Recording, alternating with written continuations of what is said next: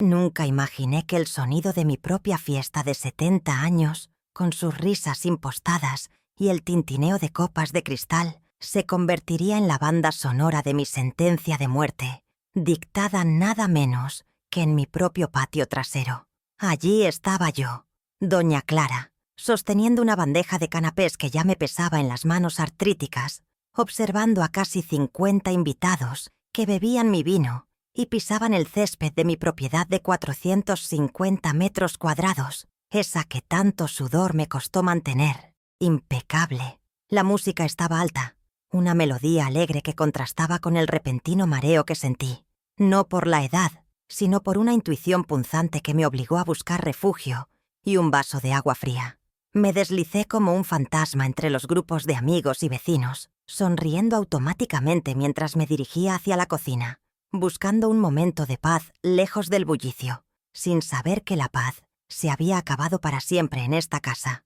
Al entrar en la cocina, la penumbra me ofreció un breve alivio visual, pero el frescor del aire acondicionado no logró calmar el calor que me subía por el cuello. Me acerqué al fregadero, llené un vaso de agua, y al levantar la vista, mi mirada se dirigió instintivamente hacia la ventana entreabierta que daba a la zona de la piscina. Un punto ciego para la mayoría de los invitados, pero perfectamente audible desde mi posición. Allí estaban ellos, las dos personas por las que más me había sacrificado en la última década. Mi hijo Roberto, con esa camisa de lino italiano que yo había pagado con mi tarjeta de crédito el mes pasado, y mi nuera Vanessa, que sostenía una copa de champán con la misma displicencia con la que trataba mis muebles antiguos. No estaban celebrando mi vida, estaban conspirando en las sombras, creyéndose inmunes a mis oídos, protegidos por el ruido de la fiesta que yo misma financiaba.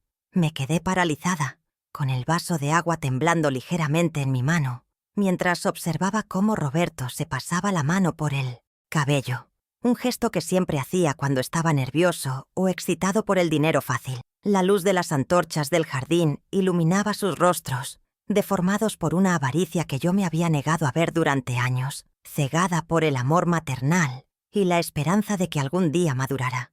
Vanessa le susurraba algo al oído, riendo con esa risa aguda que siempre me había parecido falsa, y señaló hacia la estructura principal de la casa, como si ya estuviera midiendo las paredes para una demolición. Mis pies parecían clavados al suelo de cerámica fría.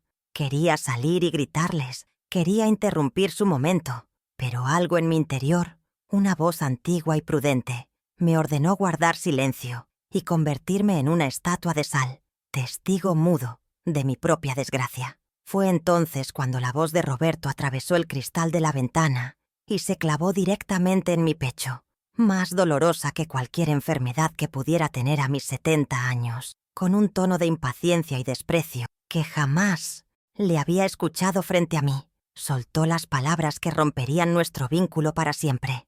Ya debería morir esa vieja amargada. Imagínate todo lo que haríamos con la venta de este terreno, amor. Ya no aguanto sus reglas estúpidas ni tener que pedirle permiso para usar el auto. Sentí cómo el aire se escapaba de mis pulmones, no por la sorpresa de su codicia, que en el fondo conocía, sino por la crudeza de su deseo de muerte, expresado con tal naturalidad en el día que celebrábamos mi nacimiento. Él no veía a su madre, veía un obstáculo biológico, un trámite burocrático que respiraba y que le impedía acceder a los dólares que calculaba mentalmente.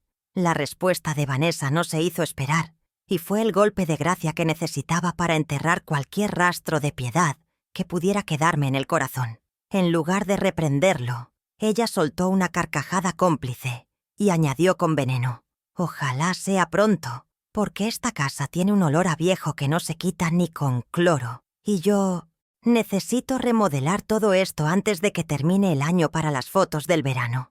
Mis manos apretaron el borde del fregadero con tal fuerza que los nudillos se me pusieron blancos. El dolor físico era preferible al dolor emocional de saber que mi presencia les resultaba repugnante.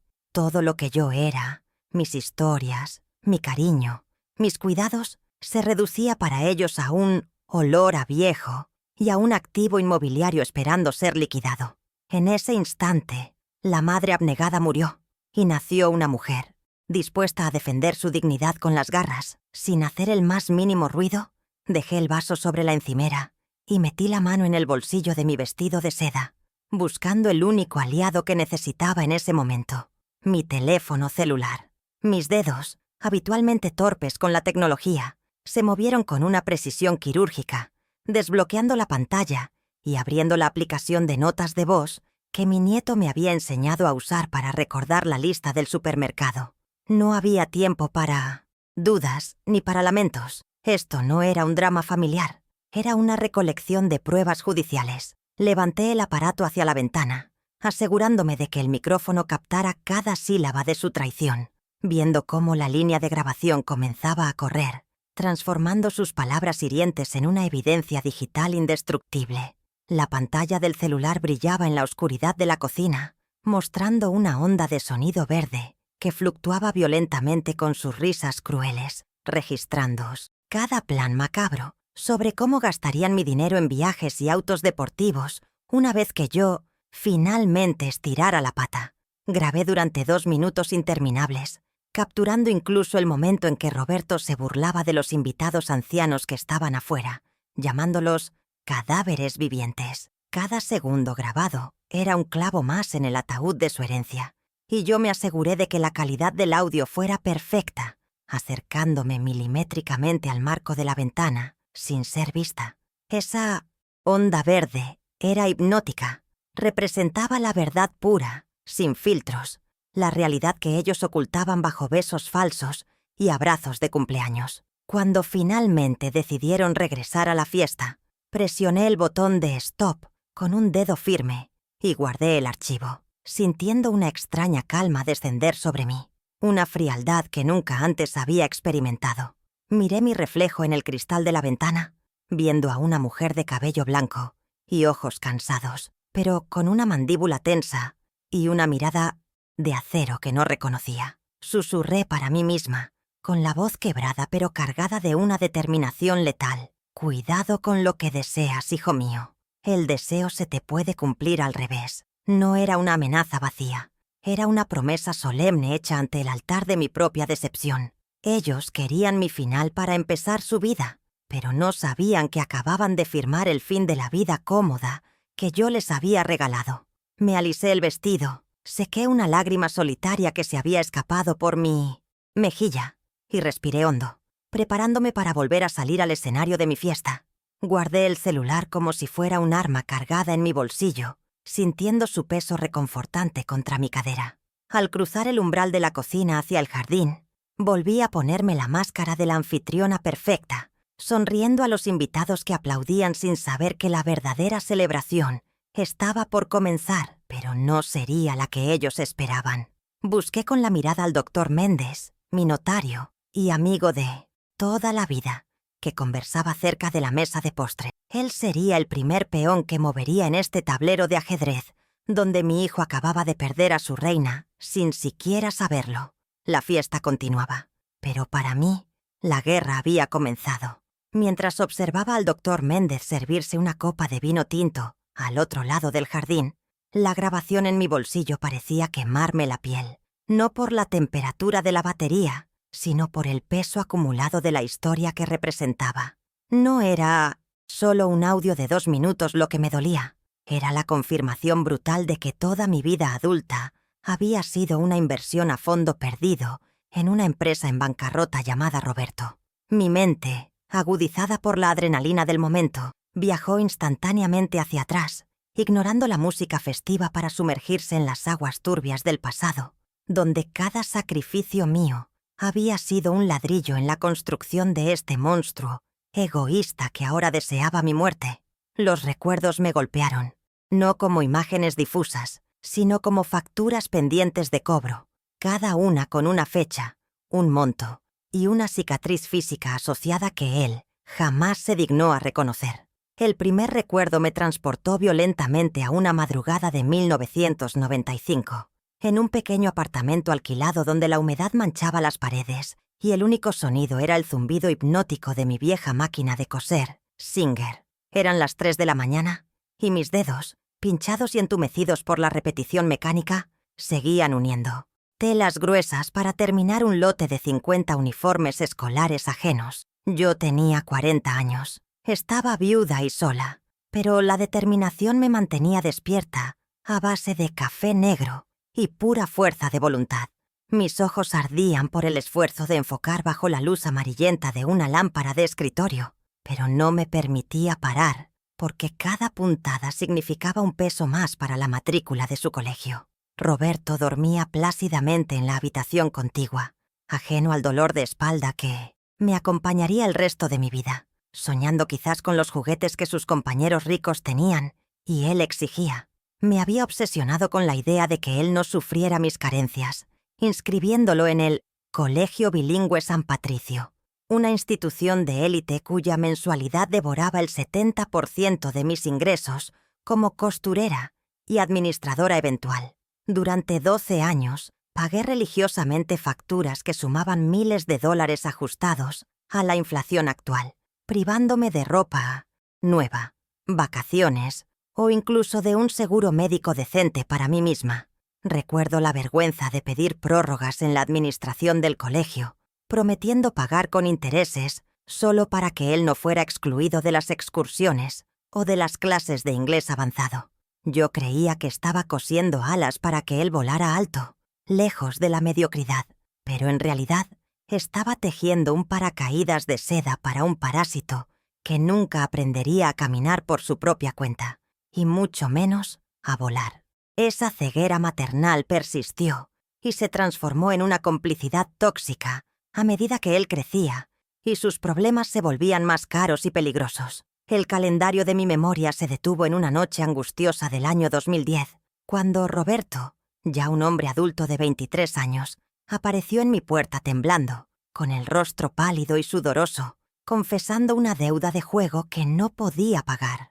No eran unos pocos pesos, eran $15,000 que debía a gente peligrosa, prestamistas que no dudaban en usar la violencia si no veían su dinero en 24 horas. Lo vi llorar, arrodillarse y jurar por la memoria de su padre que sería la última vez, que había aprendido la lección, que solo necesitaba una oportunidad más para enderezar su camino y ser el hijo que yo merecía. Sin dudarlo, aunque mi corazón se rompía en 1000 pedazos, fui a mi habitación y saqué la caja de terciopelo azul, donde guardaba lo único de valor que me quedaba de mi propia madre, un juego de joyas de esmeraldas y oro antiguo, una herencia familiar que había sobrevivido a generaciones. Fui a una casa de empeño al día siguiente, sintiendo una náusea profunda mientras el tasador examinaba las piezas con una lupa, tratando mis recuerdos como mercancía fría. Vendí el legado de mi madre por $15,000 en efectivo, una fracción de su valor real, pero la cantidad exacta para salvarle el pellejo a mi hijo. Entregué el dinero en un sobre manila, viendo cómo el alivio en su rostro borraba instantáneamente cualquier rastro de remordimiento, sin saber que al salvarlo de esa deuda, lo estaba condenando a creer que siempre habría un rescate mágico para sus errores. Ese patrón de rescate financiero se convirtió en la norma, culminando en el error más grande de mi vida hace apenas 5 años, cuando cometí la estupidez de abrirle las puertas de mi casa nuevamente. Roberto había perdido otro empleo por incompatibilidad con el jefe, un eufemismo para su pereza, y Vanessa lo presionaba por un lugar donde vivir que estuviera a la altura de sus pretensiones sociales. Yo, en un acto de generosidad suicida, decidí reformar toda la planta alta de mi casa para darles privacidad, invirtiendo $40,000 de mis ahorros de jubilación en crear un apartamento de lujo con acabados de primera, baño con jacuzzi y entrada independiente. La idea era que vivieran allí mientras se estabilizaban, un plazo que en mi mente no excedería los 12 meses, tiempo suficiente para que él consiguiera un trabajo real. Sin embargo, la estabilización nunca llegó, y el acuerdo tácito de respeto se desmoronó tan pronto como se secó la pintura de las paredes nuevas. Al principio fueron detalles pequeños, Vanessa quejándose de que yo subía a limpiar, Roberto pidiéndome que no hiciera ruido por las mañanas porque él necesitaba descansar de su desempleo. Poco a poco, comenzaron a ocupar espacios que no les correspondían, llenando la sala principal con sus muebles modernos cambiando la decoración sin consultarme y relegando mis cosas a cajas en el garaje. La planta alta de $40,000 no les bastó. Querían el dominio total. Y yo, evitando el conflicto para no perder a mi hijo, fui cediendo terreno metro a metro, retrocediendo en mi propia casa como un ejército derrotado que se repliega ante el invasor. La humillación final se consumó hace 2 años, cuando Vanessa sugirió, no, exigió, que yo me mudara a la habitación de servicio en la planta baja, alegando que mis rodillas estarían, mejor sin tener que subir escaleras, y que ellos necesitaban la habitación principal para un futuro estudio que nunca construyeron. Así fue como terminé durmiendo en un cuarto de 12 metros cuadrados, junto a la lavandería, en la misma casa de 450 metros que yo había comprado y pagado con décadas de trabajo. Mis muebles de caoba fina fueron reemplazados por aglomerado barato, y mi presencia se convirtió en una molestia tolerada, confinada a los márgenes de mi propiedad, como una inquilina indeseada que se niega a desalojar. Desde mi pequeña ventana del cuarto de servicio, he visto cómo Roberto llega con bolsas de marcas de lujo, compradas con las tarjetas adicionales que yo le di para emergencias, mientras yo cuento las monedas para comprar el pan. He visto cómo organizan cenas con amigos, donde yo no soy invitada, o peor, donde se espera que yo ayude en la cocina, y luego desaparezca. La deuda acumulada no es solo emocional. Si sumo la educación privada, la deuda de juego de $15,000, la reforma de $40,000 y los casi $60,000 en préstamos perdonados y gastos de tarjeta a lo largo de los años, Roberto me ha costado una fortuna literal. He invertido en él el equivalente a un segundo patrimonio, y el retorno de esa inversión ha sido el desprecio absoluto y el deseo explícito de mi muerte.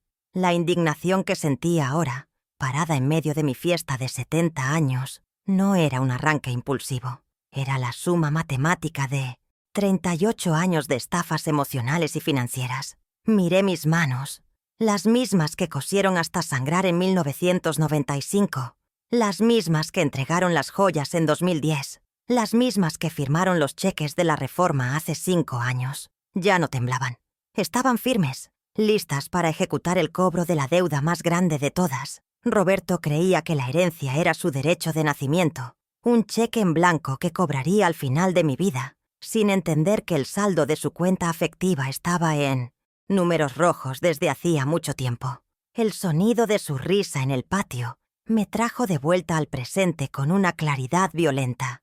Allí estaba él, brindando con el champán que yo pagué, celebrando mi futura ausencia en la casa que yo construí. No sabía que el cuarto de servicio, donde me había confinado, guardaba un secreto que él había olvidado por completo.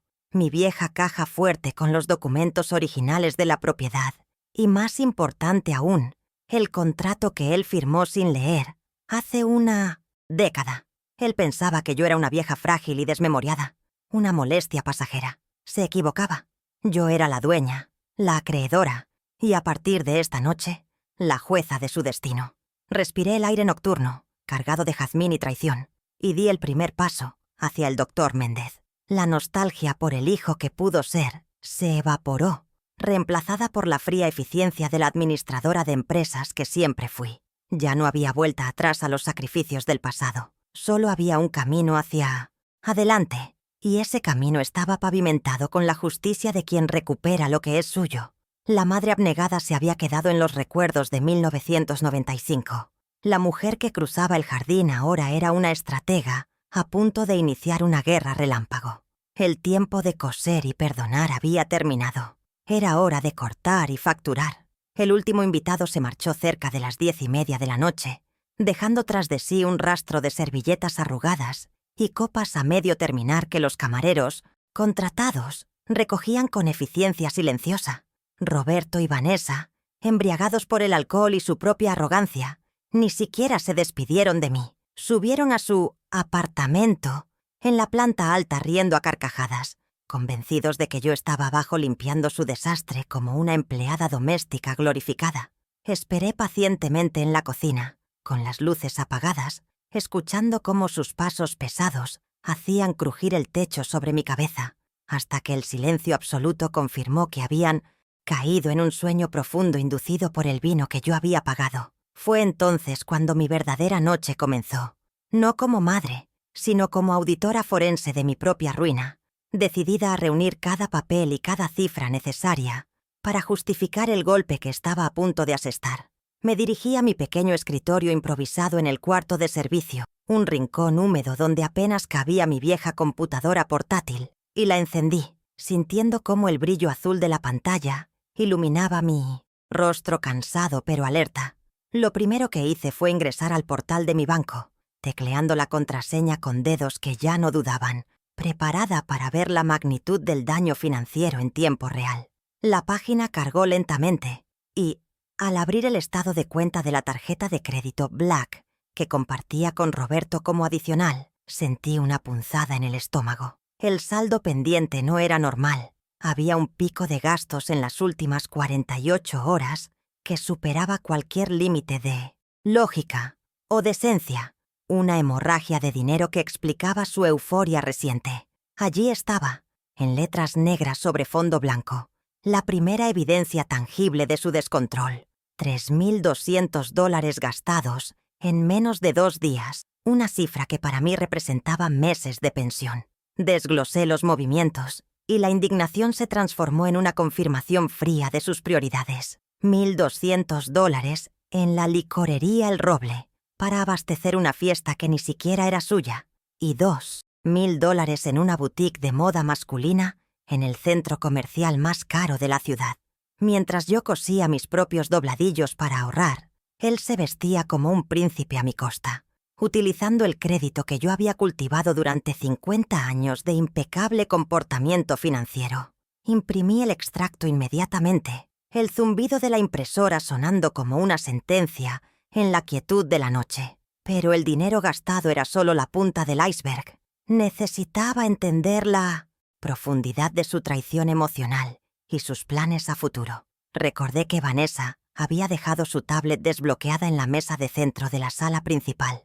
Un descuido nacido de la seguridad de creerse intocables en su casa. Salí del cuarto de servicio y crucé el pasillo en puntillas, recuperando el dispositivo con manos enguantadas para no dejar huellas, aunque en este punto la sutileza era más por hábito que por necesidad.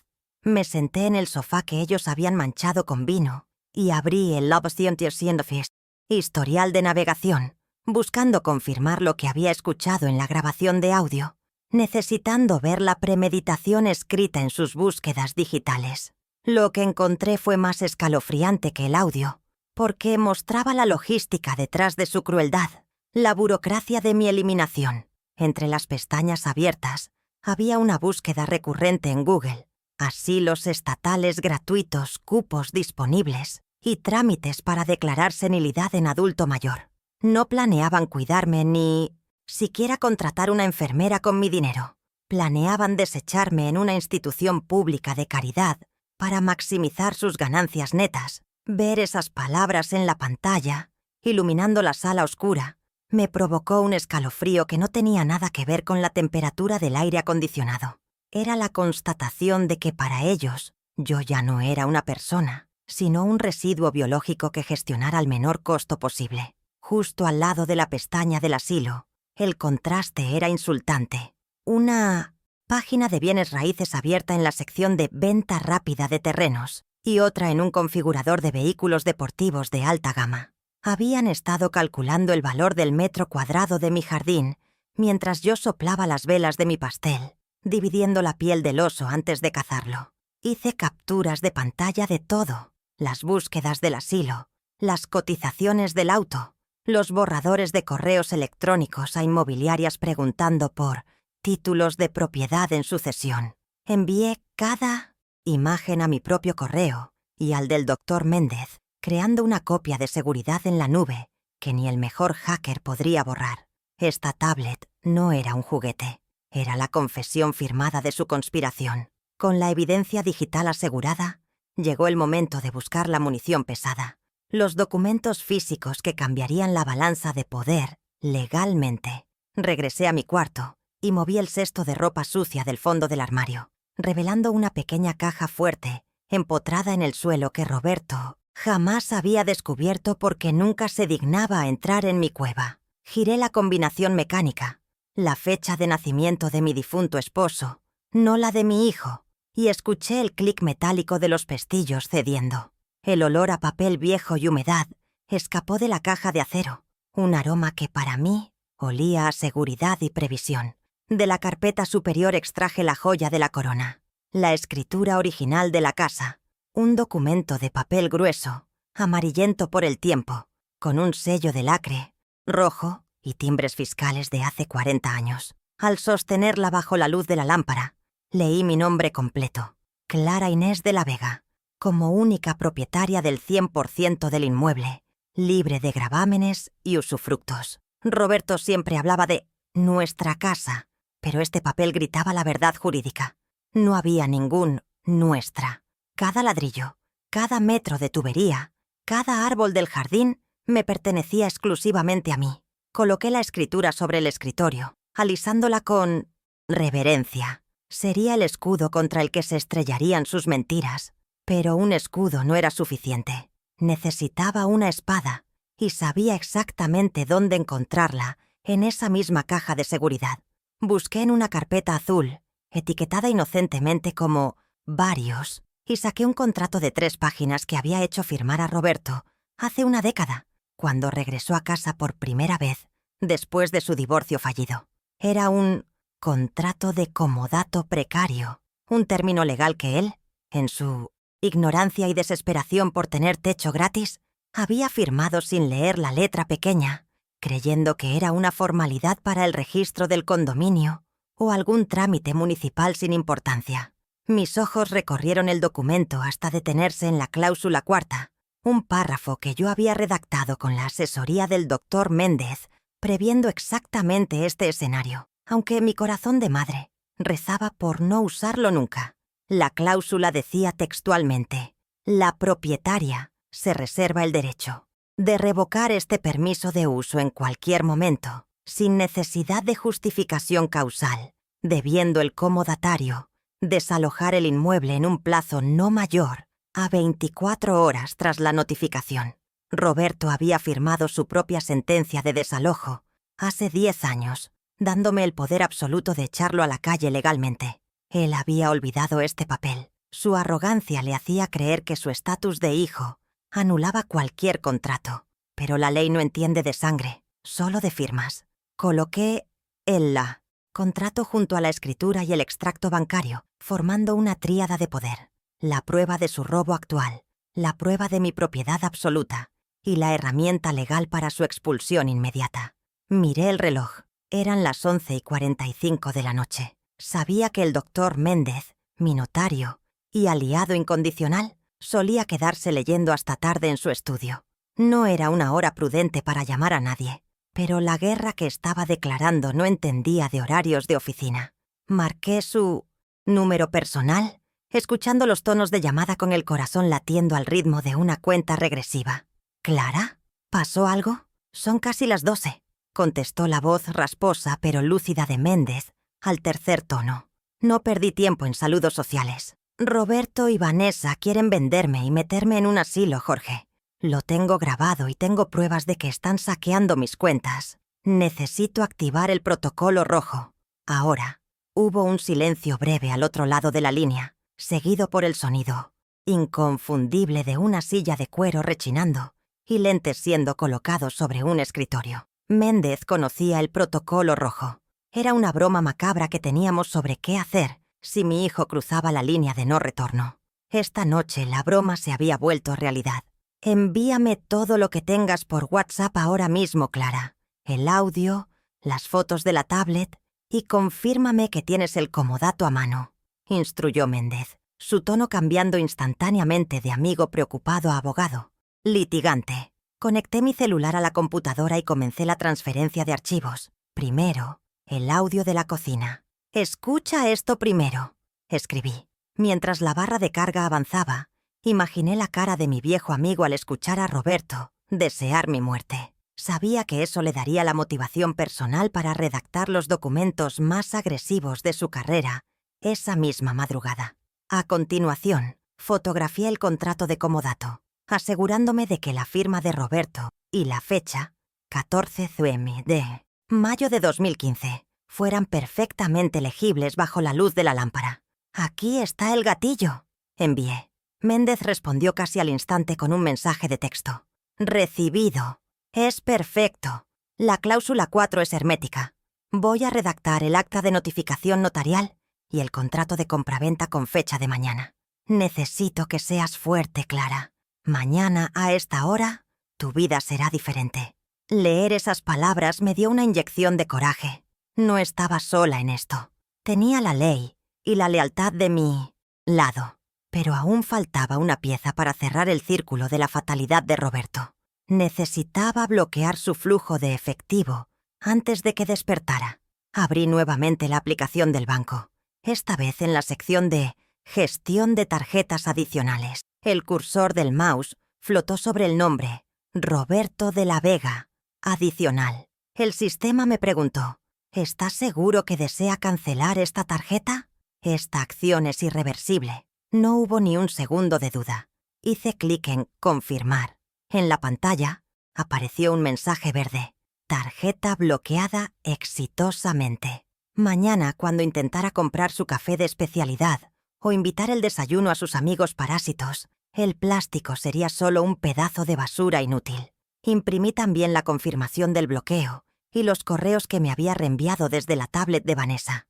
El montón de papeles en mi escritorio crecía, transformándose en un expediente judicial contundente. Organicé todo meticulosamente en una carpeta roja. A la izquierda, las pruebas de su traición, audio transcrito, historial de asilos, gastos. A la derecha, mi poder, escritura, comodato, bloqueo de tarjetas. No era un simple montón de hojas. Era la narrativa de mi liberación, ordenada cronológicamente y lista para ser presentada ante cualquier autoridad, o mejor aún, ante la audiencia pública que él tanto temía. Me levanté y fui a la ventana del cuarto de servicio, mirando hacia el jardín oscuro donde unas horas antes había comenzado todo. La casa estaba en silencio, un silencio engañoso que precedía a la tormenta.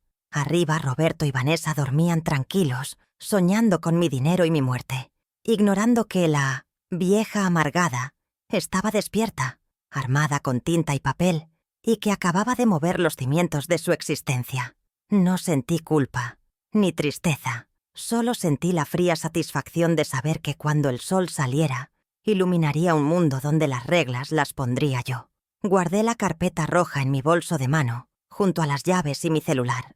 Todo estaba listo. Faltaban pocas horas para el amanecer del lunes, el día en que el banco de mamá cerraría sus puertas para siempre. Me recosté en mi cama estrecha, vestida y con los zapatos puestos, como un soldado en la trinchera esperando la orden de ataque. Cerré los ojos, visualizando el rostro de Roberto cuando su tarjeta fuera rechazada, y por primera vez en años, dormí con una sonrisa en los labios, arrullada por la certeza de que la justicia estaba en camino y venía en forma de un camión de mudanzas. Al despertar, el cielo ya clareaba con tonos grises y rosados. Revisé mi celular.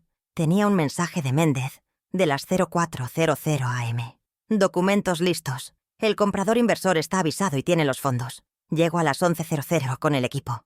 Mantén la calma. Me levanté, me alisé la ropa y fui a la cocina a preparar café. El aroma del café recién hecho llenó la casa, el olor de una rutina que estaba a punto de romperse. Escuché los primeros ruidos arriba. Roberto se despertaba. La función estaba a punto de comenzar, y yo tenía el mejor asiento de la casa.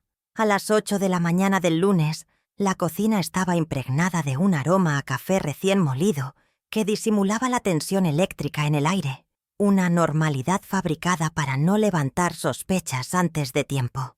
Me movía con la precisión de un relojero, colocando las tazas de porcelana sobre la isla de granito, mientras escuchaba los pasos arrastrados de Roberto, bajando la escalera, pesados por la resaca y la pereza de sus 38 años. Cuando entró, con los ojos inyectados en sangre y buscando aspirinas como un náufrago busca agua, me obligué a mantener la postura erguida y servil que él esperaba, ocultando el temblor de anticipación que recorría mis manos. ¿Hay desayuno o tengo que pedirlo afuera? Refunfuñó sin dar los buenos días, abriendo el refrigerador y mirando con desdén los ingredientes que yo había comprado con mi pensión. Esa pregunta, lanzada con tanta arrogancia, fue la señal de salida para la carrera de obstáculos que yo había diseñado meticulosamente durante la madrugada. «No tuve tiempo de ir a la panadería, hijo», respondí con una voz neutra, ni dulce ni áspera, lavando una taza para no tener que mirarlo a los ojos y revelar el brillo de triunfo que seguramente me delataría.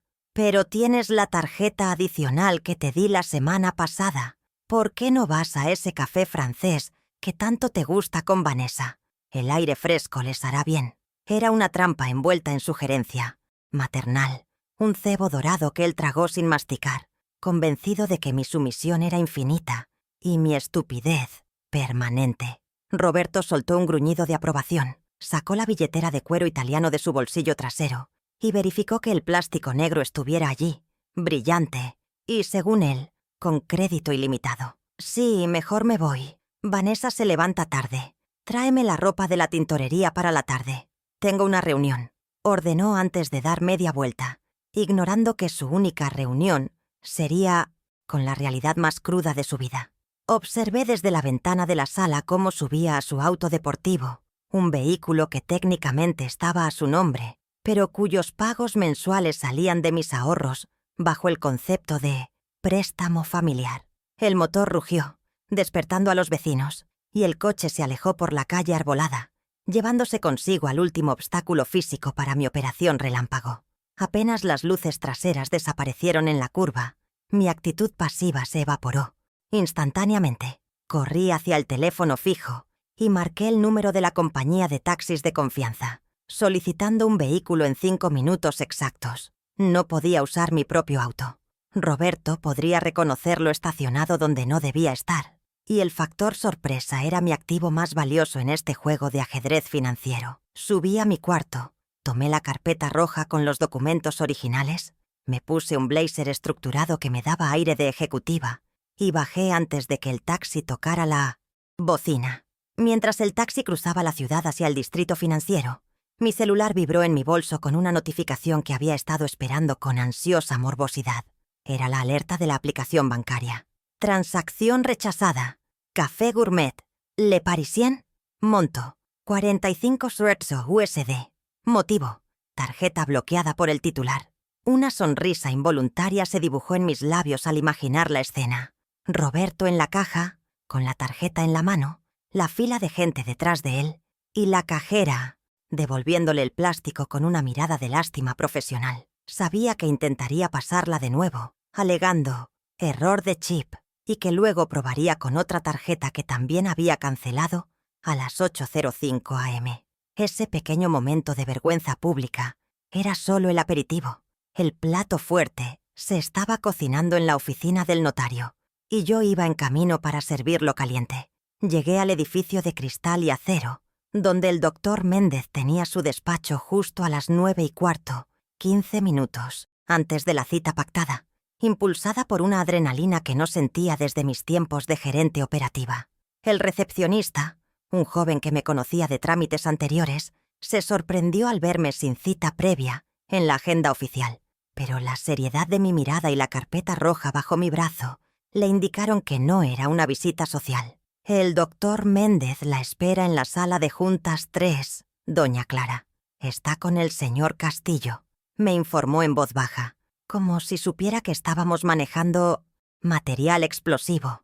Caminé por el pasillo alfombrado, escuchando el eco amortiguado de mis propios pasos, sintiéndome como una general entrando en el búnker de mando para autorizar el ataque final. Al abrir la puerta de caoba de la sala de juntas, me encontré con una escena que parecía sacada de una película de negocios. Méndez estaba sentado a la cabecera, con una pila de documentos ya redactados frente a él, y a su derecha estaba el señor Castillo, un inversionista inmobiliario conocido por su liquidez inmediata y su falta de sentimentalismos. Castillo, un hombre de unos 50 años con traje impecable y mirada de calculadora, se puso de pie para saludarme. No con la condescendencia que se suele reservar a las ancianas, sino con el respeto que se le tiene a un socio comercial que trae un activo valioso a la mesa. Doña Clara, lamento las circunstancias, pero le aseguro que haremos esto rápido y limpio, dijo al estrechar mi mano. No había tiempo para café ni cortesías. Estábamos allí para ejecutar una transacción de alto riesgo en tiempo récord. Me senté y Méndez fue directo al grano, desplegando el mapa de la operación sobre la mesa de vidrio. Tenemos 2 contratos listos para firma, Clara. El primero es la revocación formal del comodato precario de Roberto, notariada con fecha y hora de hoy, 9:30 am. Esto le quita cualquier derecho de posesión sobre el inmueble con efecto inmediato, explicó, señalando un documento con sellos oficiales que ya tenía preparados. El segundo es la escritura de compraventa con tradición inmediata a favor de la empresa del señor Castillo. Mis ojos se posaron en la cifra impresa en negrita en la cláusula del precio, $390,000 USD. Era $60,000 menos que el valor de mercado, el precio de la urgencia, el descuento por conflicto que había aceptado pagar para obtener la libertad instantánea. Entiendo que el precio es inferior a la tasación, Clara, intervino Castillo, notando mi mirada fija en el número. Pero mi oferta incluye hacerse cargo del desalojo físico, el cambio de cerraduras y la seguridad privada hoy mismo. Usted vende la casa y vende el problema. Yo compro el activo y asumo el conflicto. Asentí lentamente, haciendo el cálculo mental no en dólares, sino en paz mental. Esos $60,000 perdidos eran en realidad el pago por no tener que gritar, por no tener que arrastrar muebles yo misma, por tener un escudo humano entre la furia de mi hijo y mi fragilidad física.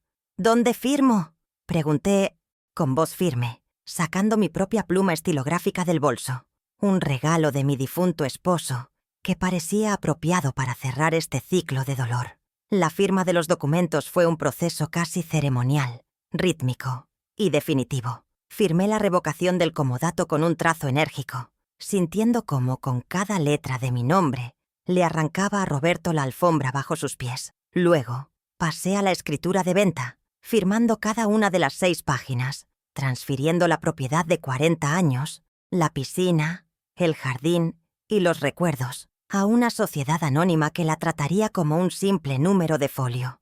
Méndez, en su calidad de notario, estampó sus sellos y firmas con velocidad industrial, validando legalmente cada paso, blindando la operación contra cualquier reclamo futuro de herederos forzosos o derechos inexistentes. El sonido del sello golpeando el papel resonaba como un martillazo de juez dictando sentencia. Pum, vendido. Pum, revocado. Pum, finalizado.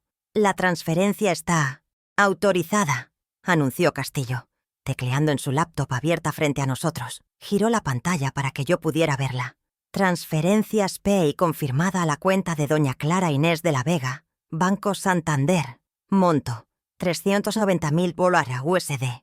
Referencia, pago total inmueble, calle Robles 45. Vi los ceros alinearse en la pantalla, una cifra que garantizaba mi vejez, mi salud y mi independencia, lejos de las garras de mi hijo. No sentí la euforia de la riqueza, sino el alivio profundo del náufrago, que pisa tierra firme. El dinero ya es suyo, Clara. Nadie puede tocarlo. Ni Roberto, ni Vanessa, ni el banco por las deudas de ellos, aseguró Méndez, entregándome el comprobante impreso de la operación bancaria. Con la parte financiera resuelta, pasamos a la logística operativa, que era la parte más delicada del plan silencioso. Méndez sacó un tercer documento, una orden de servicio para una empresa de seguridad y mudanzas llamada Soluciones Logísticas Integrales. El equipo está posicionado a 2 cuadras de tu casa desde las 9:00 am, esperando mi llamada, explicó Méndez, mirando su reloj. Tienen instrucciones precisas. Empacar solo los objetos personales, ropa y muebles modernos de la planta alta. Nada que parezca antiguo, nada que esté en la planta baja, nada que sea tuyo. Asentí, agradeciendo el detalle. No quería que mis recuerdos se mezclaran con su basura en el camión. El camión llegará a las 11:00 am en punto. Es un vehículo grande, visible, intimidante. La idea es que el impacto visual sea inmediato, añadió Castillo. Mis hombres de seguridad se encargarán de impedir que Roberto entre a la casa si se pone violento. Usted solo tiene que estar presente para abrir la puerta y validar la entrada. ¿Cree que podrá hacerlo? La pregunta era válida. Muchas madres se quiebran en el último momento. Respiré hondo, recordando la grabación de anoche, el vieja amargada y el deseo de muerte. Estaré allí, señor Castillo, y abriré la puerta con mucho gusto. Solo asegúrese de que cambien las cerraduras antes de que él pueda pestañear. Mi frialdad pareció sorprenderlos, pero asintieron con respeto. Antes de salir, Méndez me entregó un sobre sellado. Aquí está la notificación formal de desalojo para Roberto. No se la des hasta que el camión esté estacionado. Quiero que lea la realidad legal mientras ve cómo se llevan su sofá. Guardé el sobre junto con mi copia de la escritura y el cheque simbólico de mi nueva vida. Miré el reloj de pared de la oficina. Eran las 10:15 am. Tenía 45 minutos para regresar, entrar en mi casa por última vez como dueña y preparar el escenario para el acto final. Me despedí de Castillo con un apretón de manos firme y abracé a Méndez brevemente. «Gracias, Jorge, por todo», le susurré. «Gracias a ti por despertar a tiempo, Clara», respondió él. El viaje de regreso en taxi fue una experiencia surrealista.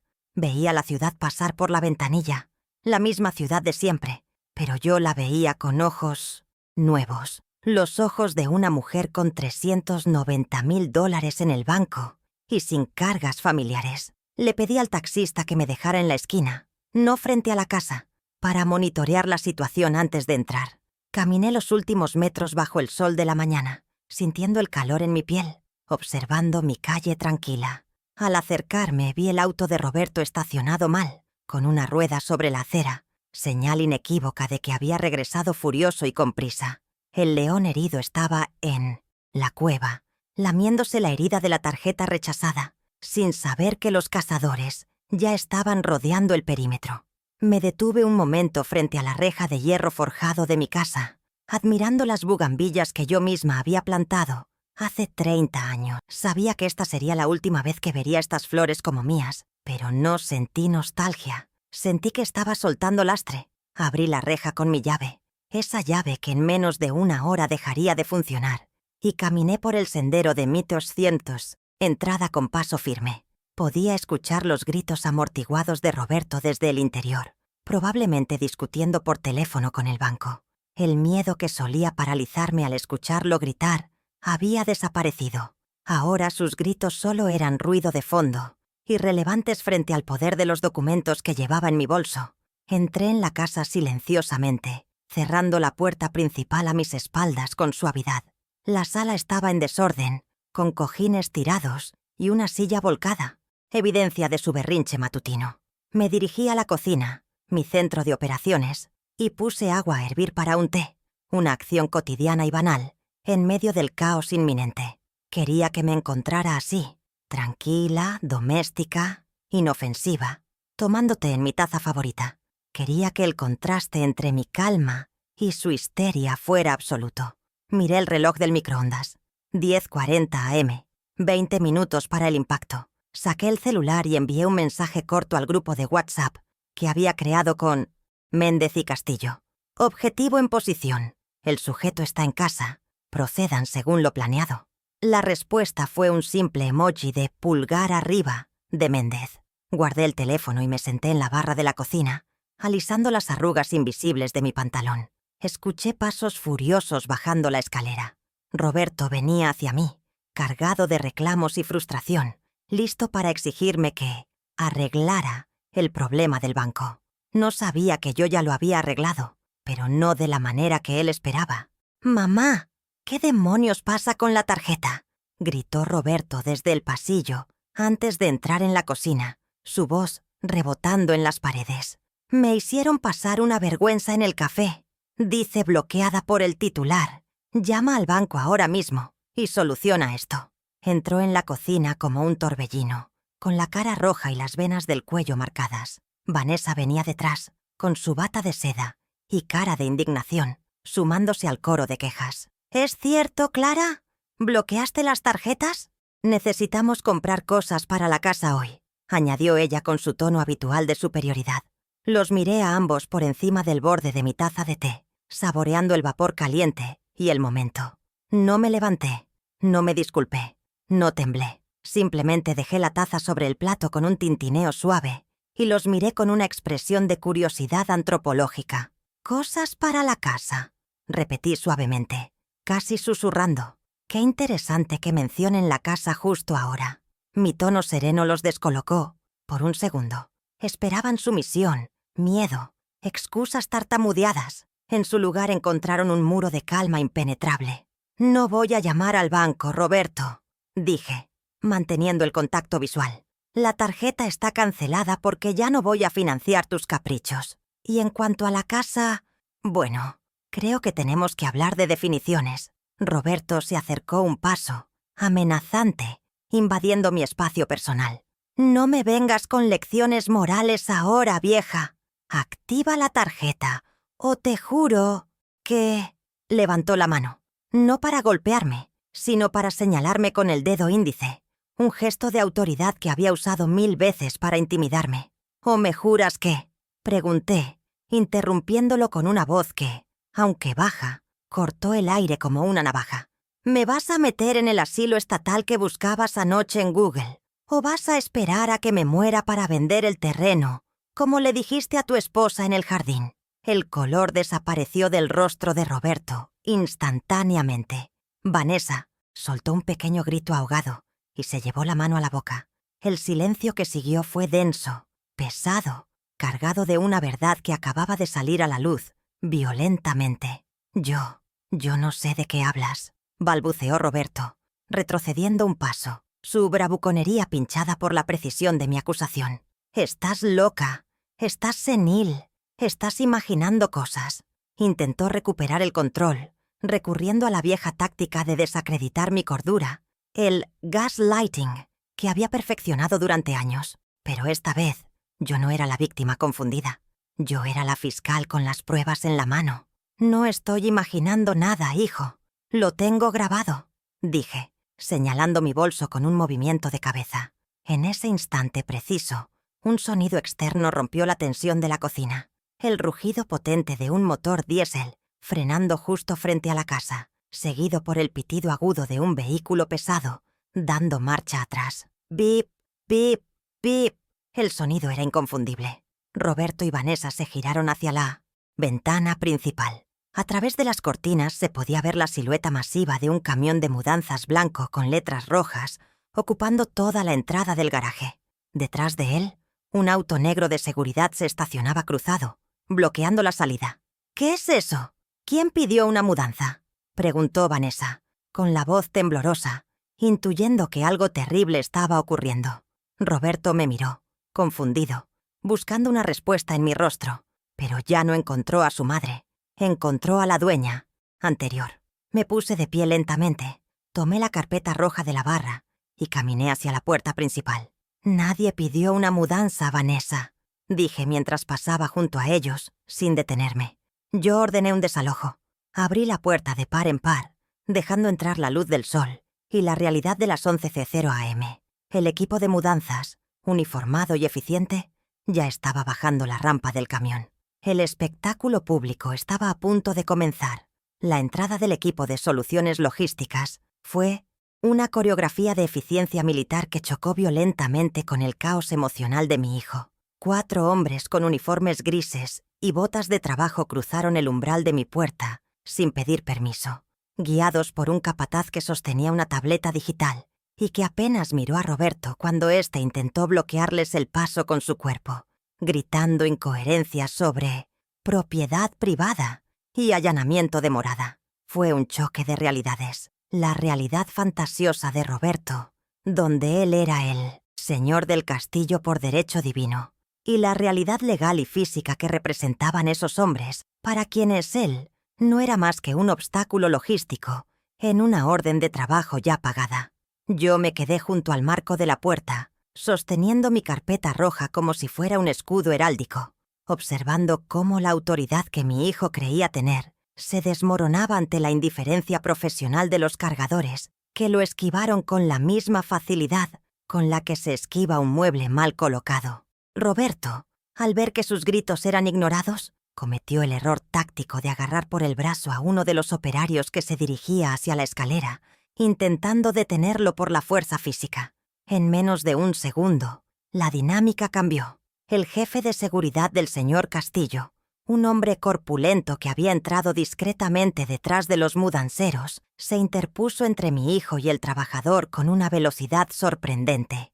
No hubo violencia explícita, solo una barrera de músculo y una advertencia dicha en voz baja pero firme. Señor, le recomiendo que no toque al personal si no quiere que esto pase de un desalojo civil a un arresto penal por agresión.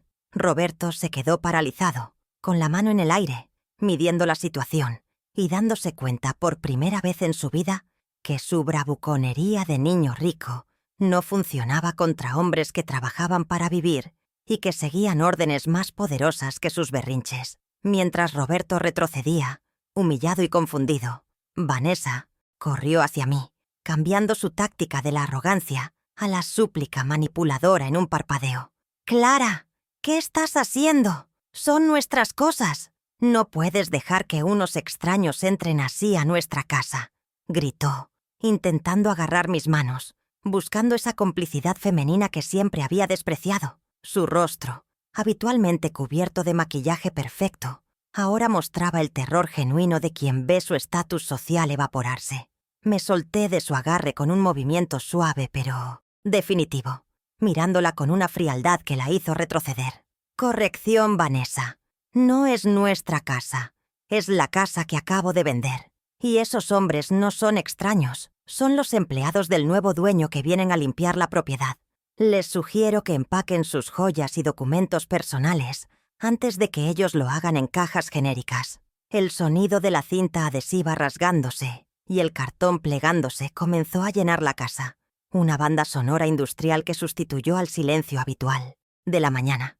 Los operarios subieron la escalera hacia la planta alta, invadiendo el santuario de Roberto y Vanessa, ese espacio reformado con mis $40,000, donde se creían intocables. Escuchar sus botas pesadas sobre el piso de madera flotante fue, para mí, una sinfonía de justicia retributiva. Estaban violando la privacidad que ellos habían usado para conspirar contra mí. Roberto, al oír que entraban en su suite, salió de su estupor y corrió escaleras arriba, gritando que llamaría a la policía, aferrándose a la idea de que la ley estaba de su lado, sin saber que la ley ya estaba impresa y firmada en mi bolso. Lo seguí a un paso mesurado, sin correr, sabiendo que el momento de la verdad documental había llegado.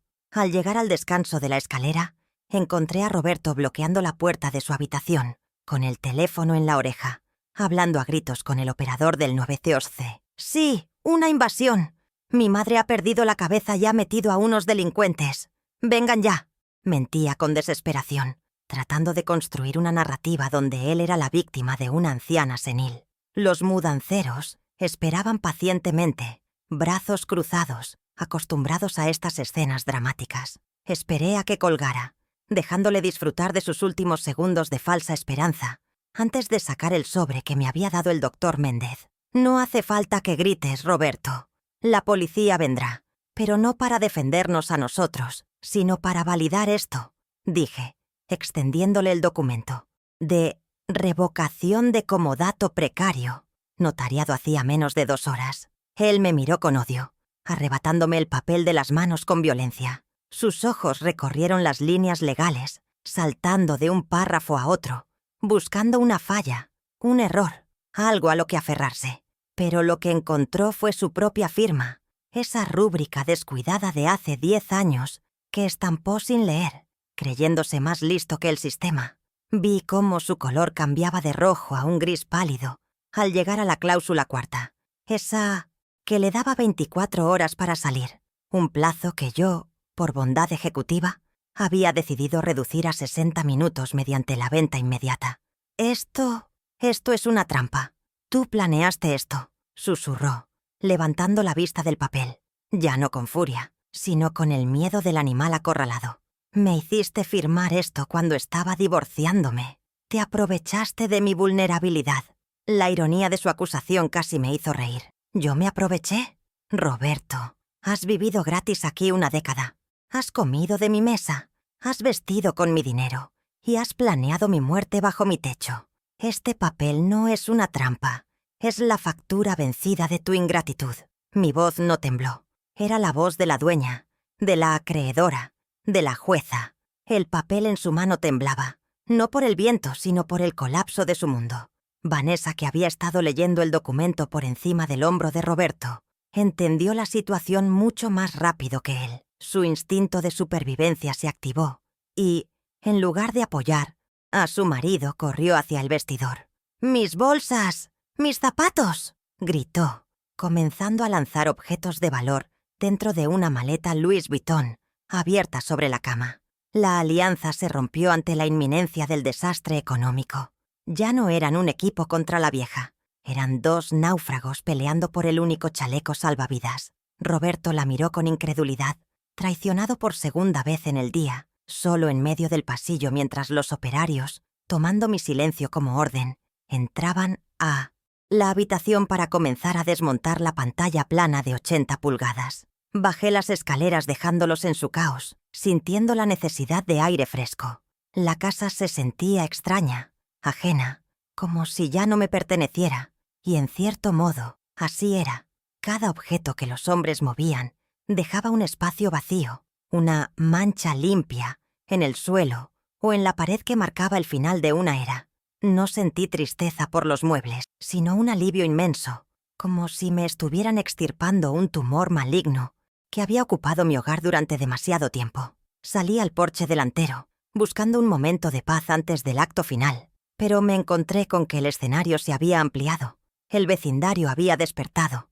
El camión de mudanzas, enorme y obstaculizando la calle, había atraído la atención de todos. La señora Gómez, la vecina chismosa del 43, estaba regando sus plantas con un entusiasmo sospechoso, mirando fijamente hacia mi puerta.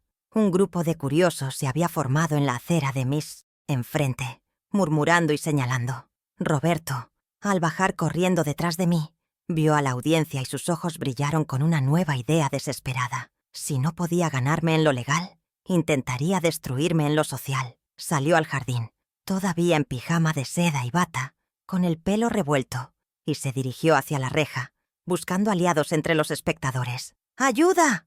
¡Por favor, llamen a alguien!», gritó Roberto hacia la calle, impostando una voz de preocupación filial. «Mi madre está teniendo un episodio psicótico.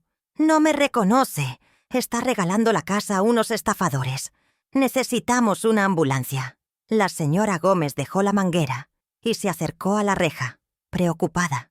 La estrategia de Roberto era vil pero inteligente. Usar el prejuicio de la edad en mi contra, pintar mi lucidez como demencia para invalidar mis acciones. Sentí una punzada de indignación. Después de todo lo que le había dado, ahora intentaba robarme mi cordura pública. Pero yo no estaba dispuesta a jugar su juego de gritos. Me mantuve en el porche, erguida, con mi taza de té todavía en la mano, proyectando una imagen de serenidad absoluta que contrasta violentamente con su histeria desaliñada. No dije nada.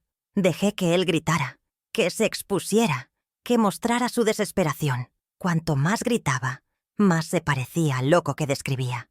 Los vecinos miraban de él a mí, confundidos. Yo, impecable en mi blazer y peinado perfecto. Él, en pijamas y fuera de control. La duda comenzó a sembrarse en las miradas de la gente, pero la batalla por la reputación aún estaba en el aire, pendiendo de un hilo. Fue entonces cuando un auto negro, elegante y sobrio, se estacionó detrás del camión de mudanzas. La puerta trasera se abrió y el doctor Méndez bajó, ajustándose la corbata, con un maletín de cuero en la mano. Su presencia irradiaba autoridad legal y seriedad.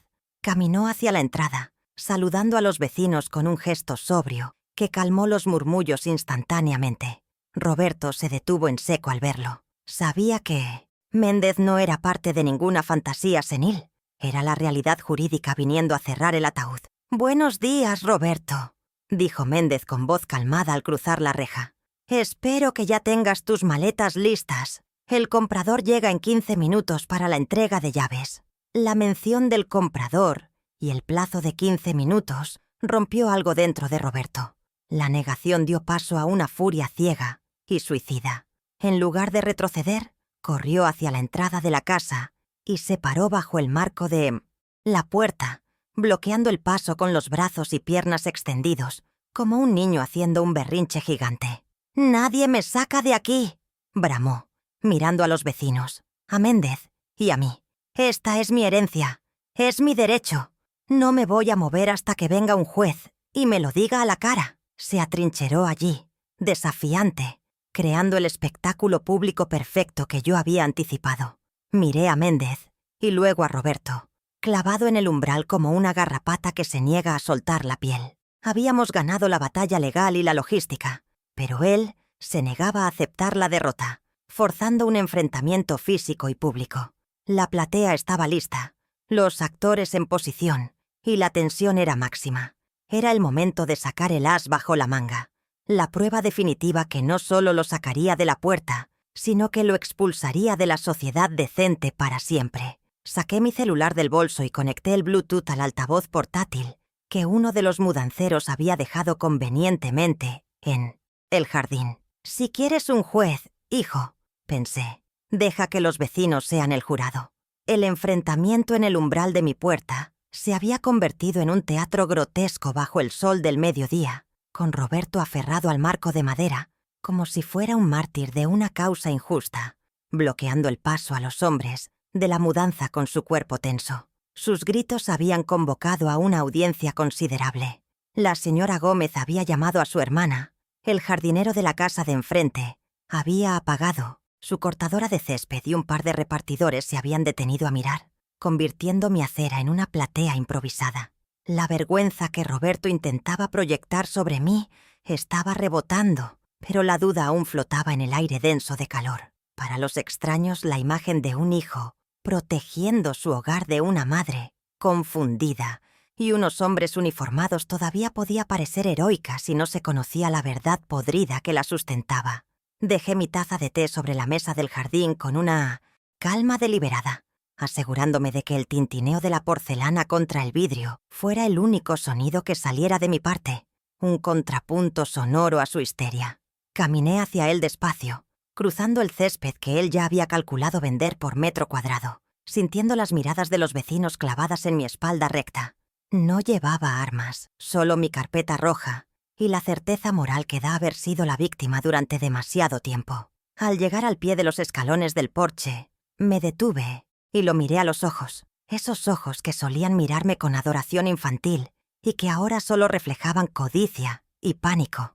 «Roberto, hazte a un lado», dije con voz firme, lo suficientemente alta para que la primera fila de vecinos escuchara, pero sin gritar. «No estás defendiendo tu casa, estás invadiendo una propiedad ajena. El contrato de compraventa se firmó a las 9:30 am y el dinero ya está en mi cuenta». Saqué la escritura original de la carpeta, aquella con el sello de lacre rojo que había rescatado de la caja fuerte, y la desplegué frente a él como si fuera un edicto real. El papel crujió con autoridad al extenderse.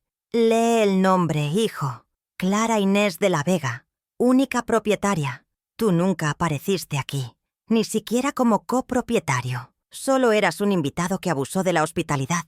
Roberto intentó arrebatarme el documento, pero el jefe de seguridad del señor Castillo dio un paso adelante, interponiendo su brazo masivo. Roberto retrocedió, frustrado, y se dirigió a las multitud, buscando validación desesperadamente. «Es mentira. Esa firma es falsa. Mi madre está siendo manipulada por este abogado corrupto», gritó señalando a Méndez. «Llevo 10 años viviendo aquí. Tengo derechos de posesión. No me pueden echar a la calle como a un perro». Algunos vecinos murmuraron, confundidos por la vehemencia de su mentira. La posesión prolongada a veces genera derechos, y él lo sabía, intentando usar esa zona gris legal para ganar tiempo. Fue entonces cuando Vanessa salió de la casa, arrastrando una maleta y sumándose al coro de la indignación, pero con un ataque más personal y venenoso. «Clara, por Dios, ¿cómo puedes ser tan cruel?», chilló, asegurándose de que su voz quebrada llegara a la señora Gómez. «Roberto es tu único hijo. Nosotros te cuidamos. Reformamos esta casa para ti.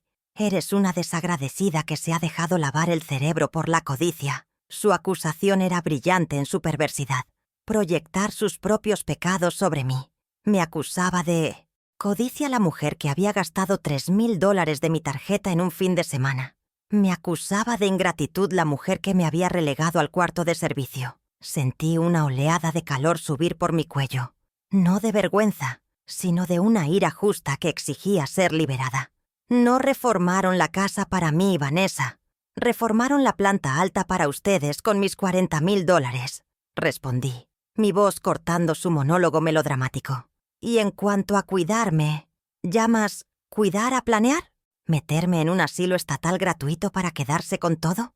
¿Llamas cuidar a esperar mi muerte como quien espera ganar la lotería? La mención del asilo causó un pequeño revuelo entre los vecinos. La señora Gómez se llevó la mano al pecho. Había tocado una fibra sensible, pero seguía siendo mi palabra contra la de ellos. «¡Eso es mentira! ¡Jamás haríamos eso!», gritó Roberto con la cara descompuesta, jugando su última carta. La negación total de la realidad. Estás inventando cosas porque... estás senil. Vecinos, escuchen. Mi madre necesita ayuda psiquiátrica. Está alucinando con plots que no existen. Se veía tan convencido de su propia mentira, tan seguro de que su fachada de buen hijo preocupado resistiría, que por un momento casi sentí lástima por su desconexión con la realidad. Pero la lástima es un lujo que ya no podía permitirme. Miré al doctor Méndez y asentí levemente. Era el momento.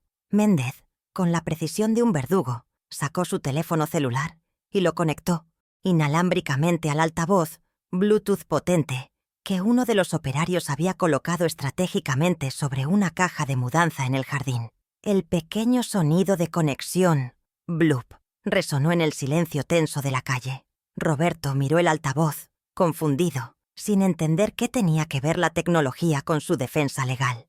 «¿Qué van a hacer? ¿Poner música para ambientar el robo?», se burló, intentando recuperar el control de la narrativa con sarcasmo. «No, Roberto. Vamos a poner la verdad», dije suavemente. Méndez presionó play. El volumen estaba al máximo. La estática inicial duró un segundo. Y luego, la voz de Roberto, clara, nítida y cruel, inundó la calle, rebotando en las fachadas de las casas vecinas. «Ya debería morir esa vieja amargada. Imagínate todo lo que haríamos con la venta de este terreno, amor. Ya no aguanto sus reglas estúpidas». El efecto fue instantáneo y devastador. Roberto se quedó petrificado, con la boca abierta, el color drenándose de su rostro, hasta dejarlo con una palidez cadavérica. Era su voz, innegable, sin filtros, desnuda ante el mundo. Pero el audio continuó, implacable. La risa de Vanessa, aguda y burlona, cortó el aire. «Ojalá sea pronto, porque esta casa tiene un olor a viejo que no se quita, ni con cloro». La señora Gómez soltó un grito ahogado y se tapó la boca con ambas manos, mirando a Vanessa con una mezcla de horror y asco. El jardinero de enfrente dejó de apoyarse en su rastrillo y se cruzó de brazos, negando con la cabeza. La audiencia, que Roberto había convocado para salvarse, se había convertido en el jurado que lo condenaba unánimemente. Ya no había dudas, ni zonas grises. La máscara de la familia perfecta se había caído, revelando la podredumbre que escondía. Roberto miró a su alrededor, girando la cabeza frenéticamente, viendo cómo las miradas de los vecinos pasaban de la curiosidad al desprecio absoluto. Intentó hablar, balbucear una excusa, decir que estaba fuera de contexto, pero el audio seguía. «Esa vieja roba oxígeno». Esa frase, brutal y definitiva, fue el clavo final. Nadie podía defender eso. Nadie podía malinterpretar eso. Sentí cómo el poder cambiaba físicamente de manos. Él se encogió, haciéndose pequeño, insignificante, mientras yo me sentía crecer, validada por la tecnología y la verdad. Cuando el audio terminó, el silencio que siguió fue sepulcral, solo roto por el sonido lejano del tráfico de la ciudad, que parecía pertenecer a otro mundo. Roberto bajó la cabeza, incapaz de sostener la mirada de nadie. Ni siquiera la mía. Vanessa lloraba en silencio, no de arrepentimiento, sino de vergüenza pública. sabiendo que su estatus social en el barrio había sido aniquilado en 60 segundos. Me acerqué un paso más a la escalera, recuperando mi territorio metro a metro. ¿Querías que los vecinos juzgaran, hijo?, pregunté, mi voz resonando clara en el silencio. Ahí tienes su veredicto. El silencio. Roberto no respondió. Se apartó del marco de la puerta, derrotado, arrastrando los pies como un niño castigado. Su cuerpo, que minutos antes bloqueaba la entrada con arrogancia, ahora parecía un saco vacío. Ahora, sal de mi camino, ordené. Él obedeció, bajando los escalones, cediendo el paso a la autoridad real. Hice una señal al señor Castillo. Procedan. Los 4 hombres de la mudanza entraron en la casa como una fuerza de ocupación benévola, y la coreografía del desalojo final comenzó. Mientras 2 hombres sacaban el sofá de cuero blanco que Roberto había comprado con mi dinero, otro equipo se dirigía a la puerta principal con un taladro eléctrico. El sonido del metal siendo perforado, ¡zast!, llenó el aire. Estaban cambiando la cerradura. ¿Qué están haciendo?, preguntó Roberto débilmente, viendo cómo el cerrajero desmontaba el bombín de la puerta en tiempo real. Esa era mi llave. Era, corrigió el señor Castillo, acercándose con un juego de llaves nuevas, brillantes y plateadas, que tintinearon en su mano. Ahora estas son las únicas llaves que abren esta puerta, y usted no tiene copia. El cambio de cerradura no era solo una medida de seguridad, era el símbolo físico de que su acceso a mi vida había sido revocado permanentemente. La expulsión material fue rápida y despiadada. Los mudanceros no tuvieron la delicadeza de empacar en cajas ordenadas. Sacaron las pertenencias de Roberto y Vanessa en bolsas industriales y cajas abiertas, depositándolas en la acera pública, justo donde terminaba mi propiedad y comenzaba la calle. Trajes de marca, zapatos de tacón, la consola de videojuegos. Todo se acumulaba en un montón desordenado bajo el sol, expuesto a la vista de todos. Era una montaña de vanidad convertida en basura callejera. Roberto se quedó parado junto a sus cosas, mirando la pila con incredulidad. En menos de una hora, había perdido las 3 columnas que sostenían su existencia parasitaria. Primero, perdió el dinero, con las tarjetas bloqueadas y la herencia anulada. Segundo, perdió el techo, con la casa vendida y las cerraduras cambiadas. Y tercero, y más doloroso, perdió el nombre, la reputación, destruida por su propia voz grabada. La regla de 3 del karma se había cumplido con precisión matemática frente a sus ojos. «Aquí tienes lo que te corresponde, Roberto», dije, señalando una caja de cartón pequeña que había apartado deliberadamente. No contenía dinero, ni joyas. Contenía sus álbumes de fotos de infancia, sus diplomas escolares y algunos juguetes viejos que yo había guardado. Con amor, tus recuerdos. Es lo único real que tienes. El resto te lo tendrás que ganar trabajando. Él miró la caja, pero no la tocó. Estaba en shock. Vanessa intentó una última súplica, acercándose a mí con lágrimas de cocodrilo. «Clara, por favor, no tenemos a dónde ir. El hotel cuesta dinero. No tenemos efectivo». Me miró esperando que la abuela Blanda apareciera en el último segundo para escribir un cheque. Pero la abuela Blanda había muerto anoche en la cocina. Tienen salud, Vanessa, y tienen juventud. Tienen mucho más de lo que yo tenía cuando me quedé viuda, y los saqué adelante, respondí, cerrando mi carpeta roja. Les sugiero que vendan el reloj de Roberto. Les dará para una semana de pensión. Bienvenidos a la vida real. Me di la vuelta, dándoles la espalda definitivamente. No quise ver sus caras de odio ni su desesperación. Ya no era mi problema.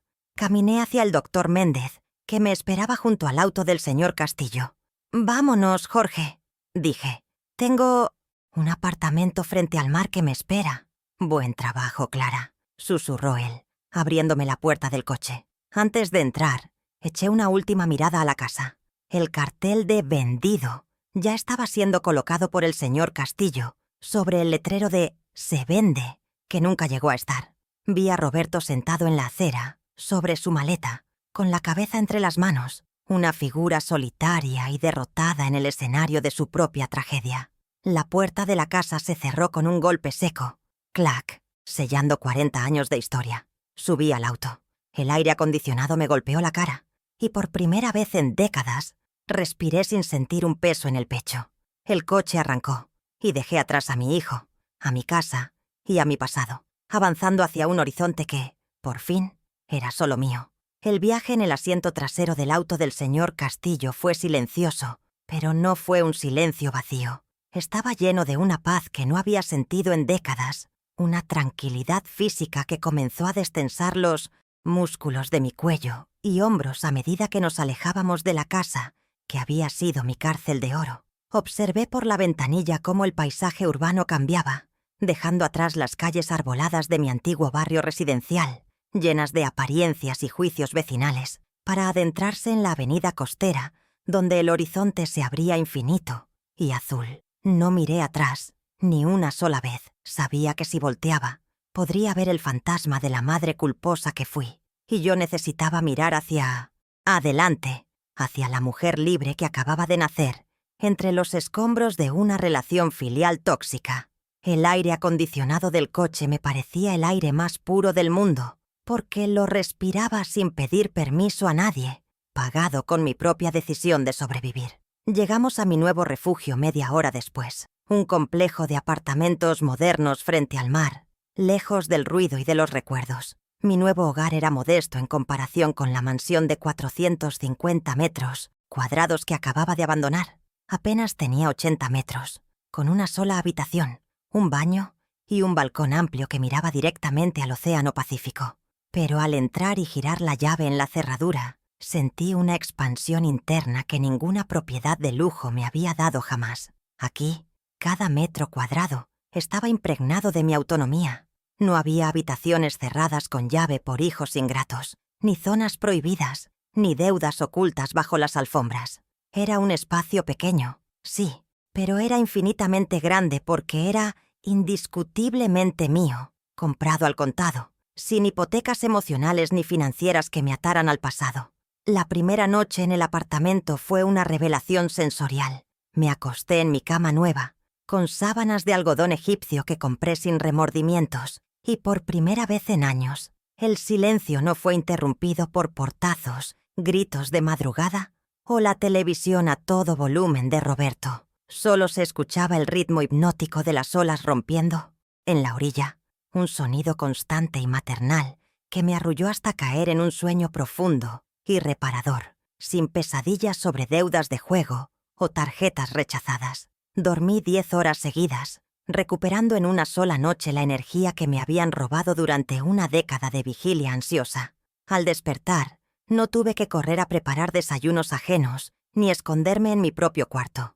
Me levanté cuando quise, preparé mi café y me senté en el balcón a ver salir el sol, saboreando la soledad como si fuera el manjar más exquisito. Pasaron los días y mi rutina se transformó radicalmente, pasando de ser la sirvienta invisible de mi propia familia a convertirme en la protagonista de mi existencia. Establecí rituales nuevos y sagrados, caminatas matutinas por la playa, sintiendo la arena fría en mis pies, clases de pintura al óleo por las tardes y cenas tranquilas con una copa de vino, brindando conmigo misma frente al espejo. Nadie me llamaba vieja amargada. Aquí era doña Clara, la señora elegante del 5B que siempre saludaba con una sonrisa genuina. Mi salud, que según Roberto estaba al borde del colapso senil, mejoró milagrosamente. Mi presión arterial se regularizó sin medicamentos y los dolores articulares disminuyeron, demostrando que mi enfermedad no era la vejez, sino el estrés tóxico de vivir con vampiros emocionales que me drenaban la vida día tras día. Sin embargo, el corte con el pasado requería un último trámite legal para ser absoluto, un cierre administrativo que garantizara mi seguridad futura. Una semana después del desalojo, recibí al doctor Méndez en mi balcón para firmar la modificación definitiva de mi testamento. Con la brisa marina moviendo los papeles, leí en voz alta la nueva cláusula que revocaba cualquier derecho hereditario de Roberto, basándome en la causal de indignidad por maltrato psicológico y patrimonial, una figura legal que Méndez había fundamentado sólidamente con la grabación del audio y el historial de deudas. Fue un acto de justicia poética. La pluma con la que firmé no tembló. Al estampar mi firma, me aseguré de que ni un solo centavo de lo que me quedara al morir fuera a parar a las manos que desearon mi muerte. Mi legado iría a una fundación de rescate animal, seres que, a diferencia de mi hijo, conocían el significado de la lealtad. Roberto intentó contactarme, por supuesto. Méndez me informó que había tratado de impugnar la venta, alegando demencia senil, pero el informe médico forense que me hice, preventivamente el mismo día de la venta, desestimó su demanda en menos de 24 horas. Al verse sin opciones legales y sin dinero para abogados, su arrogancia se desmoronó. Me contaron que Vanessa lo abandonó a los 3 días del desalojo, cumpliendo mi predicción de que su amor duraría lo que durara el saldo bancario. Ella regresó a casa de sus padres, culpando a Roberto de su desgracia, mientras él se quedó solo, enfrentando por primera vez el invierno de la vida real, sin el abrigo de mamá. No sentí alegría por su soledad, pero tampoco sentí la urgencia de correr a rescatarlo. Esa parte de mí había sido extirpada quirúrgicamente. La única comunicación que permití fue el envío de una caja final a través de un servicio de mensajería, cerrando el ciclo logístico de nuestra relación. En la caja, además de sus documentos personales y ropa vieja que los mudanceros habían rescatado, incluí un sobre con una dirección escrita a mano. No era la dirección de un nuevo apartamento de lujo, ni la clave de una cuenta secreta. Era la dirección y el horario de atención de un albergue municipal para personas en situación de calle, junto con un folleto de una agencia de empleo temporal. Fue mi última lección como madre, la más dura y necesaria de todas. Enseñarle que el techo y la comida son privilegios que se ganan, no derechos divinos que se exigen. Si quería comer, tendría que aprender a trabajar, aunque fuera a los 38 años. A veces, mientras pinto en mi balcón, pienso en la maternidad y en cómo la sociedad nos vende la idea del sacrificio eterno como una virtud, cuando en realidad puede convertirse en una condena. Nos enseñan a dar hasta que duele, a perdonar lo imperdonable por el simple hecho de compartir sangre, pero nadie nos enseña a protegernos de los hijos que se convierten en verdugos. Aprendí, a un precio altísimo de dólares y lágrimas, que poner límites no es falta de amor, sino un acto de supervivencia y dignidad. Al cortar el cordón umbilical financiero, no solo me salvé a mí misma, sino que le di a Roberto la única oportunidad real que tenía de convertirse en hombre: la necesidad. Quizás me odie hoy, pero si algún día logra sobrevivir por su cuenta, entenderá que el desalojo fue el único favor honesto que le hice en su vida adulta. Mi cuenta bancaria, ahora nutrida con los $390,000 de la venta, está blindada en un fideicomiso que me garantiza una vejez cómoda y segura. Ya no tengo miedo de enfermarme y no tener quien me cuide. He contratado un seguro de salud premium y tengo planeado, si es necesario en el futuro, mudarme a una residencia de retiro de lujo, donde me traten como a una reina, no como a una carga. El dinero, que antes era motivo de angustia y chantaje, se ha convertido en mi herramienta de libertad. Me he comprado ropa nueva, he renovado mi pasaporte y estoy planeando un viaje a Italia para el próximo otoño. Un sueño que había postergado durante 40 años por pagar colegios y deudas ajenas. La vida no se acabó a los 70, apenas está empezando. He escuchado rumores en el barrio, a través de la señora Gómez, que me llamó para saber cómo estaba y para pescar chismes, de que han visto a Roberto trabajando como camarero en un restaurante del centro, sirviendo mesas con una humildad forzada que nunca tuvo en casa. Dicen que ha adelgazado, que ya no usa ropa de marca y que vive en una habitación alquilada en una zona modesta. Al escucharlo, no sentí lástima, sino una extraña satisfacción pedagógica. Está aprendiendo el valor del dinero, el peso de una bandeja, el dolor de pies al final de un turno doble. Está viviendo la vida que yo viví para mantenerlo a él. Es un ciclo de justicia kármica que tardó en llegar, pero que finalmente ha equilibrado la balanza del universo. A veces me preguntan si me siento sola en este apartamento frente al mar, sin familia, sin visitas de domingos, sin el ruido de nietos o nueras. Y yo respondo con una sonrisa serena que la soledad elegida es muy diferente al abandono. No estoy sola, estoy conmigo misma. Y resulta que me caigo muy bien. He redescubierto mis pasiones, mi música, mis libros. He hecho amigas nuevas en el edificio. Mujeres de mi edad que también han decidido vivir para ellas mismas. Mi agenda está llena de actividades que me nutren el alma, no de obligaciones que me la drenan. La vieja amargada murió en aquella casa. La mujer que vive aquí está llena de gratitud y proyectos. El atardecer de hoy es especialmente hermoso. El sol tiñe el cielo de tonos naranjas y violetas, reflejándose en el agua como un camino de fuego. Me siento en mi silla de mimbre, con una taza de té caliente entre las manos, la misma taza que sostuve durante el desalojo. Mi pequeño trofeo de guerra. Miro el horizonte y respiro hondo, sintiendo la sal en el aire, consciente de que cada bocanada es un regalo de mi propia valentía. No hay nadie esperando que le sirva la cena, nadie criticando mi olor, nadie calculando cuánto falta para mi muerte. Soy dueña de mi tiempo, de mi espacio y de mi destino. Recuerdo la grabación de esa noche fatídica, las palabras crueles de mi hijo deseando mi fin para apoderarse de mi esfuerzo. Esas palabras, que pudieron haberme destruido, fueron en realidad el combustible que necesitaba para encender la mecha de mi liberación. Transformé el dolor en estrategia, la decepción en acción y el miedo en poder. No soy una víctima de la tercera edad, soy una sobreviviente que supo reescribir el guión de su vida antes de que bajaran el telón. He recuperado mi dignidad, he asegurado mi futuro y, lo más importante, he recuperado el respeto por la persona que veo en el espejo cada mañana. Dejo la taza sobre la mesa y me levanto para apoyarme en la barandilla del balcón, mirando la inmensidad del mar que ahora es mi único vecino. Pienso en Roberto, en Vanessa y en la casa vacía que ya no me pertenece, y siento una ligereza absoluta en el alma.